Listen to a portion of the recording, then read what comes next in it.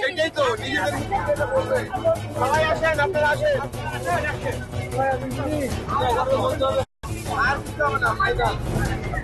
Final final হয়ে গেল।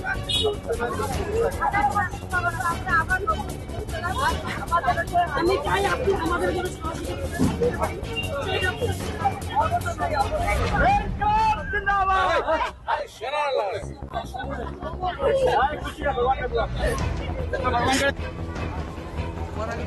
যুদ্ধের অবসান, উচ্ছেদ থেকে পিছু হটল রেল, জানালেন বিধায়িকা শিখা চ্যাটার্জি। ছট পুজোর সকালটা এমন ভাবে হবে হয়তো আশাই ছিল না তাদের। দুর্গাপুজোর পর থেকেই পরিবার নিয়ে ধর্নায় ছিল প্রায় জনা 25 ব্যবসায়ী। কারণ একটাই, তার কাছে এসে পৌঁছেছে রেল দপ্তরের উচ্ছেদের নোটিশ, আর তাতেই মাথায় হাত ওই ব্যবসায়ীদের। কি করবে, কিভাবে পরিবার নিয়ে সংসার চালাবে, তার দুশ্চিন্তায় পড়ে যায় তারা। তারপর থেকেই শুরু হয় এডিএমআর অফিসের সামনে ধর্ণা। অবশেষে ডাবগ্রাম ফুলবাড়ি বিধায়িকা শিখা চ্যাটার্জি ওই ব্যবসায়ীদের পাশে দাঁড়ান।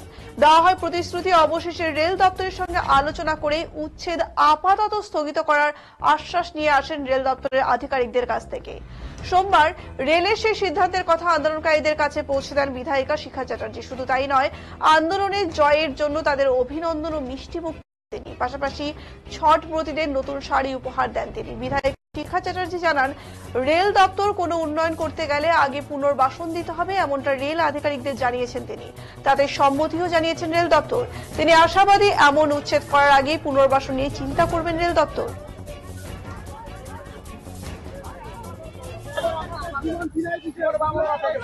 সেটাই তো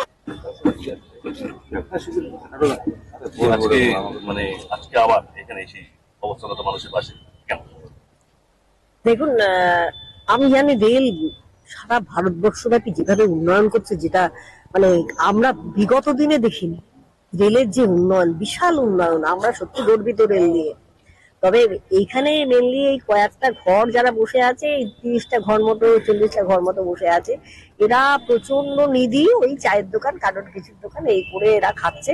তো এনাদেরকে নোটিশ দেয়া হয়েছিল একটা ভাঙার। তো সেটাই আমরা বারবার করে সকলকে বললাম যে দেখি এইটা করা যাবে না।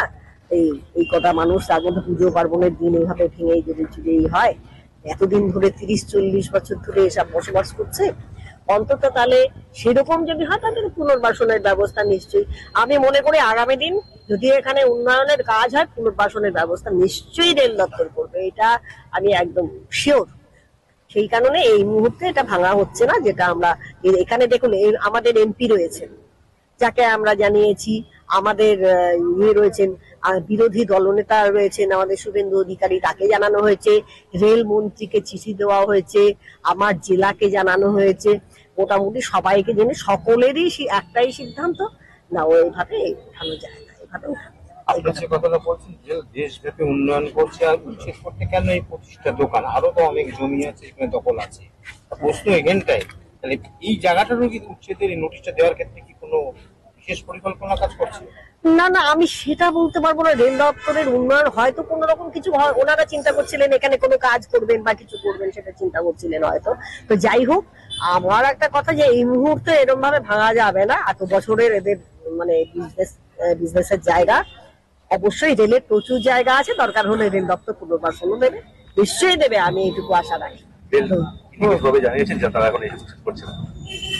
না, রেল অবশ্যই আমরা খবর পেয়ে গেছি, আমাদের জানিয়ে দেওয়া হয়েছে যে এটা এখন আর করা হচ্ছে না, ভাঙা হচ্ছে না। আর দেখুন, রেলের সমস্ত জায়গা দখল করে বসে আছে। শুধু আপনারা এইটুকু জায়গা দেখছেন, শুধু এই জায়গা নয়, এছাড়া প্রচুর জায়গা আপনাদের যদি দেখিয়ে দিতে পারি, সেখানে অবৈধভাবে বসে রয়েছে প্রচুর। রেল দপ্তর চেষ্টা করেও তাদেরকে উচ্ছেদ করতে পারছে না, সেই অবস্থা। এই কটা মানুষ, গরিব মানুষকে উচ্ছেদ করে তো লাভ হবে না, এদের তো সংসার প্রতিপালন করতে হবে।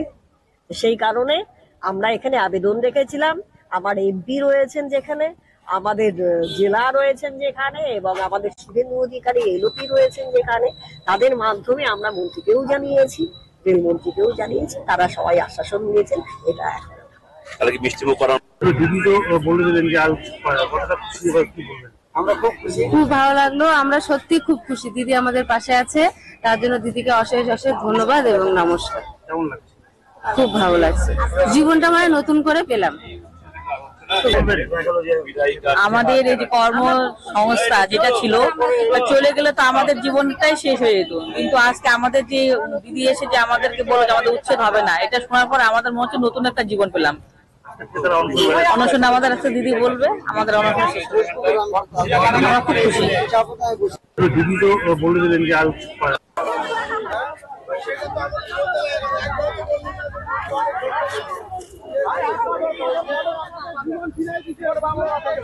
সেটাই তো নিজেদের মুখে বলবে। সবাই আসেন, আপনারা আসেন।